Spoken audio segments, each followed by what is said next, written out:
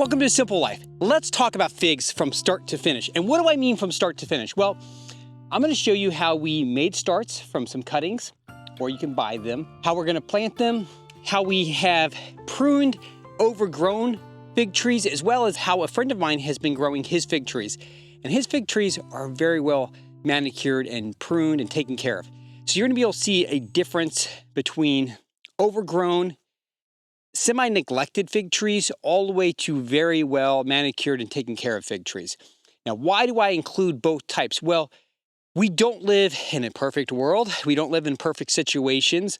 And unless you start your orchard yourself and you buy a property that has fig trees on it that are very well manicured, you probably are going to inherit overgrown fig trees. Figs are really hard to kill. They're really resilient. And actually, one of the funny stories is Christine's uncle. He was a plumber. He was not a gardener and all, but he had a fig tree in front of his house in the middle of Philadelphia. And every 2 or 3 years, he would come in and cut the thing all the way down to the ground.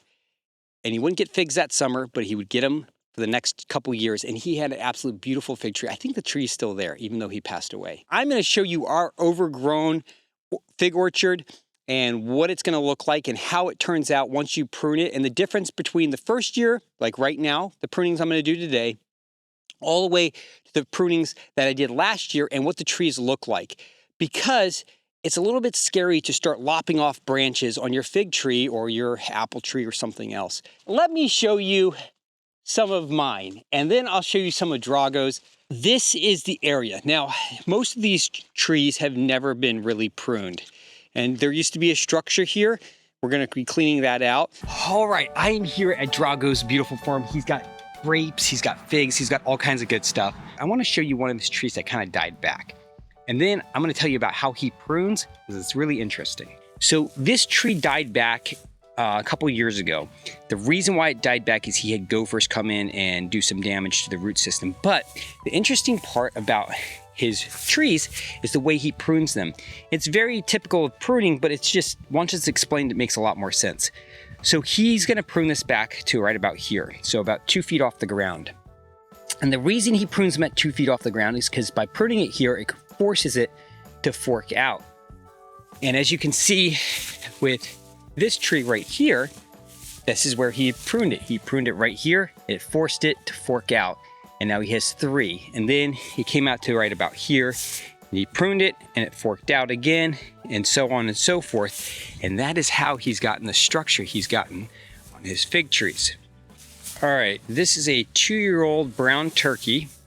And so what he's focusing on is just the structure of the tree. He's not focusing on fruit. And as you can see, there are nodules that are coming out. He'd get fruit this year, but all this is probably going to get pruned back, probably down quite a way, somewhere in here, to kind of truncate the tree, so that way the tree has ability to grow structure before it's producing fruit.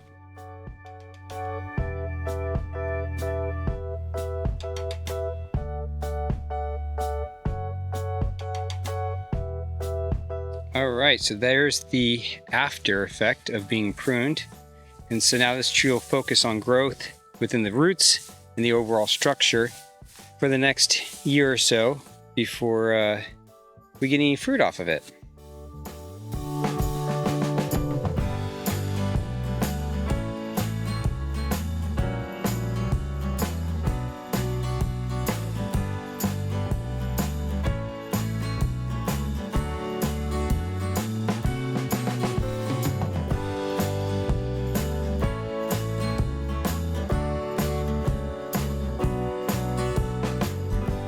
All right, let's get to work, and I'll show you the process of how we go about pruning these overgrown trees, as well as how we do our maintenance prune on our trees that were pruned last year.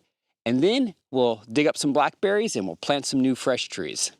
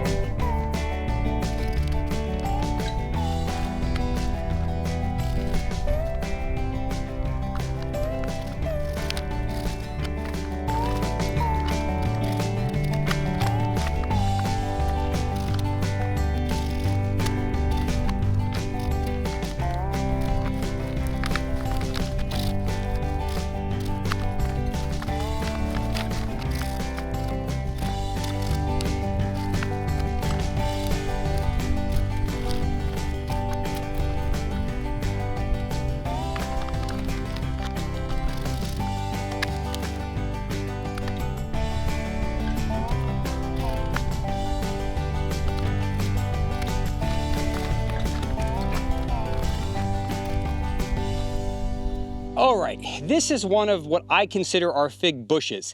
Now this was just pruned back this year, and it looks like I did a horrible job.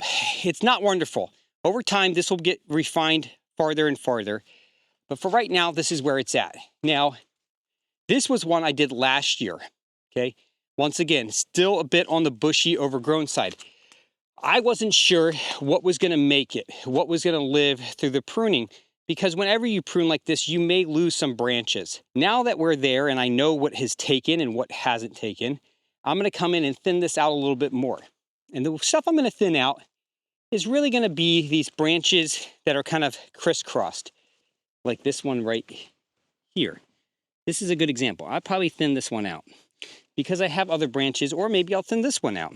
It depends when I get in here and start thinning these out, which ones I'm gonna take out. But you can see the difference between the old wood and the new wood. And this is new wood. This is going to have figs on it this year. How do I know that? Well, if you take a real close little look right here, you can see there's little buds right there. That little bud right there, that is a fig. So this is 1-year-old wood, and this is gonna have yummy figs on it. The best part about this is these figs are going to be within reach. I can bend this down and easily pick these. In the past, as you can see by the size of these branches, that would have not been possible. They were 15, 20 feet tall by the time you got to the tops of them. So we will now have figs that we can pick and the birds won't get them all. Now that does do some other things. One of the things it does is it means that the sun is going to be able to get in here and bleach some of this moss back. So there's a positive to kind of opening these up. Now, one of the things I don't have is I don't have a very good structure to this bush, we're going to call it. In the future, I will probably empty out some of the branches on the inside so that way we have an umbrella kind of forming. And you'll see that Drago has absolutely beautiful fig trees. And you'll see how he's pruned them, the tier system that he uses to prune them, that I haven't done here because I haven't had these trees very long.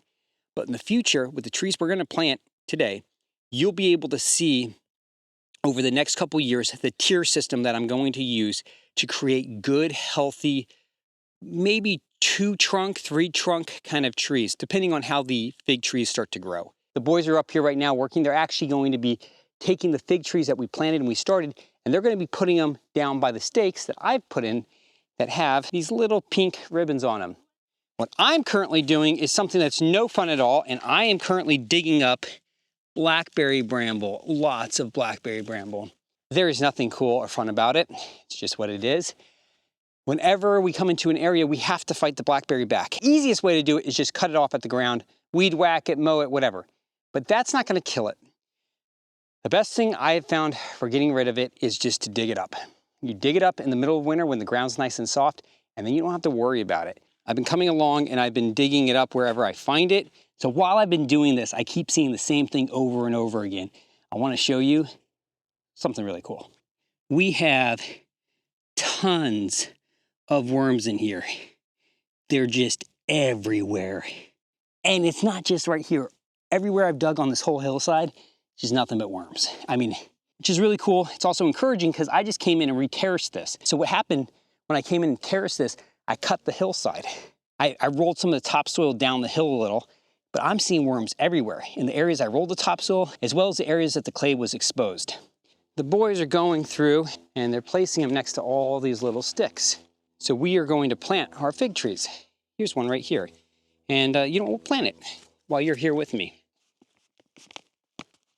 Just gonna give it a little bit of a squeeze just to make it so that way it disconnects from the soil and the plastic aren't completely connected. And hopefully this will stay. Oh, look, got root system in there. Got some worms in there too. All right, let's pull these weeds out. Alrighty. Herman took one of these down to California with him and it sprouted. They planted it and sure enough, it sprouted and took off, so it was doing just fine. So I know they're not dead. It's just the top of that looked dead, but underneath, it's still alive. Wow, look at that big old worm. Holy smokes. Some big worms in here. Are we gonna water these in? I'm not gonna water these in because we get a lot of rain here and a lot of moisture in our soil, so I'm not gonna worry about that right now. And we're early enough on in the season that I don't think we need to. All right, so that's how we're gonna do these. We're gonna do each of them. There's about 37, 38 of them right here. So we're gonna go through, dig up the blackberries around them, dig up as many of the blackberries as we can, and then we are gonna plant each one. Now, these were started back in, I wanna say September. Somewhere around September is when we potted all these up. So what we're gonna do is we're gonna do this, but these aren't gonna be left all summer unwatered and uncared for. We're not gonna just leave these here. What we're gonna do is over the course of the summer, we'll bring a sprinkler in here, and these will have a water system on them. And so not only will we have some good cover crop, we'll also come in and make sure they're plenty irrigated, and so they're well taken care of. So I've shown you how we've done some of the trimming, kind of rejuvenation cuts on some of our trees. I've shown you how my friend Drago has pruned his trees. I've shown you how we are planting trees. Now that I've shown you that, I wanna show you how we start trees. Because starting trees is really unique, and there's a couple interesting ways to do it. Obviously, you can buy them, but once you have a fig tree, it's not hard to start your own. So let me show you how we've started trees. There's two different ways that we've used. One of them is cuttings. So let me take a cutting, and I'll show you kind of how we do it. You want to get a cutting that has a nice eye at the top, okay? And you want to take about a foot, and you want to cut it at about a 45-degree angle. Then you want to kind of strip the bark off of the end of it, okay? You're gonna do that for about a third of the way around. Okay, and then you're gonna plant it in soil. I'll show you kind of how we did that. The soil mix that we use is a coconut coir, organic potting soil, and compost mix. Take some of our cuttings, and we're gonna just drop our cutting right in. Just like that. And then we're gonna pack around it, not too drastically, but just enough, nice and firm. That makes sense. You're not trying to compress it, you're just trying to get it firm enough that the soil's in good contact with the cutting. All right, so the handkerchief method. So you fold it like that, and then all you're gonna do is start folding it down like this, okay? And go around. And there you go. You get a nice structural kind of little teepee right around the top of your plant.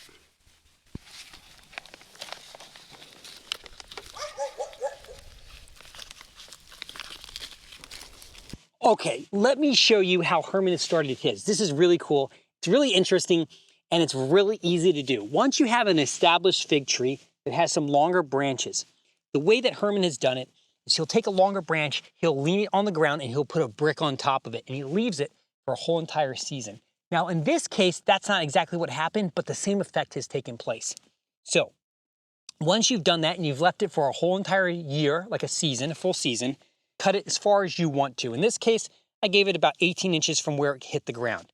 And now we're gonna come in and we're gonna very delicately, okay, start to exhume, kind of pull this up. You're gonna see there's little roots starting right here. So here's this branch that was sat on the ground. I'm gonna cut this off at about a 45-degree angle. Okay? We want the side that already has the established roots. Now we're gonna take this and we're gonna go put it in the ground, just like this. And we're gonna give it about a foot. We're gonna put a little bit of compost around this, and this is gonna take off, and we'll have a beautiful tree from this. So that is the second way, kind of the bonus way of doing fig trees. It's a little bit longer, but if you have a fig variety that you really like, and you're not in a rush, you can easily just take a branch, bend it down, put a brick or a piece of concrete or a rock on top of it, put a little soil on top of it, and you will end up with a fig tree within about a year. Isn't that amazing? Now that we're talking about planting fig trees, I want to show you where we planted ours. So we came over to the area that we had terraced last year, and we started laying out the area that we were going to put our figs. All these little sticks with black buckets on top of them. Well, there's a new fig tree right next to that. So it looks like this, where we have one here, and then about 10 feet over we have another one, about 10 feet over we have another one, so forth, all the way down the line. This is going to allow us to be able to walk through here, and we will be able to take care of our fig trees, prune them, and maintain them without having to be on the hillside. Now, if you're wondering what variety we're planting Desert King. The reason why we're planting Desert King is it does really good right here in this environment on this hillside. How do I know that these fig trees are going to do great here? It's because Herman has been growing them here. That's one of the great things about buying an older farm that needs some work, needs some fixing up. There's all kinds of positives and negatives. The positives are you kind of know what works on the property, hopefully. The negatives are there's always a lot of cleaning. All right, well, thank you for joining us on A Simple Life. Have a good one.